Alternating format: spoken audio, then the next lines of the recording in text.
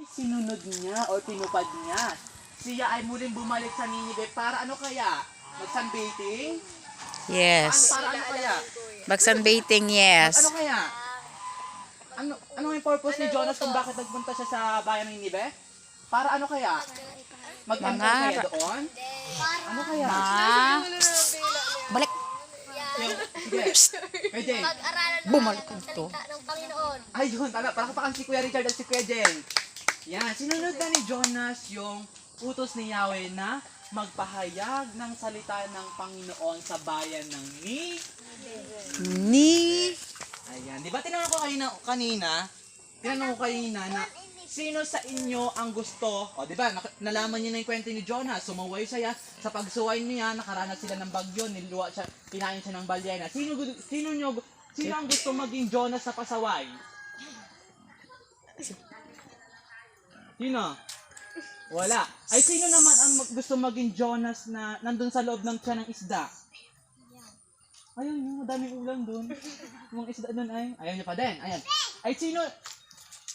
Ate Sandra. Ay, sino ang gusto maging Jonas na sa kabila ng kanyang pagsuway, nandun yung puso na Bumalik sumunod doon. sa ating Panginoon. Taas ang kamay. Ayan. Talagang Hi, nandun yung Be. puso, no? Sabi mo hi. Sunod sa ating Sabi mo hi, Mama. Panginoon. Dali Ngayon, na. may tanong ulit si Kevin. Tingnan mo yung tsura ni Miss Sandra, oh. Di ba tinanong kayo na umaga? Tsura ni Sandra, oh. Pag nandito na. Ganda. Lahat naman kayo ay umami na minsan ay Ganda talaga. nagsusuway tayo sa ating mga magulang. Ayan. Kuya Ganda James, talaga eh. Oh.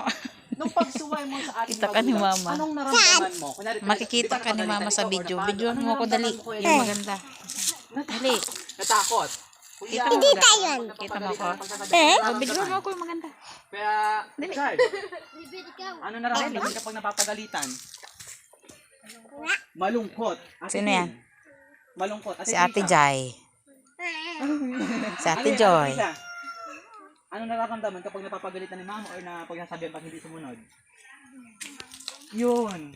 Masama ang loob o nagkakaroon ng tampo. Ano Tampo. damdamin? Tampo, nagkakaroon tayo ng tampo. Ano, kahit si Kuya Ben,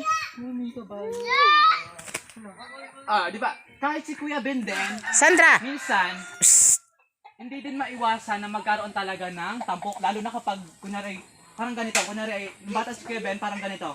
Parang kahit kunting pagkakamali mo lang, agad kang kukurit din, no? Mahilig kasi mangurit ni Papa dati nung bata ko. Parang kunting pagkakamali mo lang, parang akuritin ka, parang sobrang laki na agad ng kasalanan mo. At nandun, pagkatapos na tayo ay masaktan or magsabihan, nandun sa puso natin na marami tayong tanong, bakit lagi ako inatalo, di ba? Ganun no, ganun nararamdaman natin. No? Nasa isip natin na lagi parang nandun na yung tampo sa ating mga